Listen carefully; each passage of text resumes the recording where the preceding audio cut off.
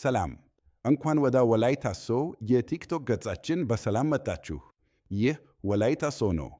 ገጻችን ሙሉ በሙሉ ትኩረቱን በኩሩ የወላይታ ሕዝብ ታሪክ፣ ባህል እና ማንነት ላይ ብቻ ያደርጋል። ይህ ክፍል 1 ነው። ወላይታ በኢትዮጵያ ውስጥ የሚገኝ የአስተዳደር ዞን ሲሆን ስያሜውም በዞን ውስጥ ካለው የወላይታ ሕዝብ የተሰየመ ነው።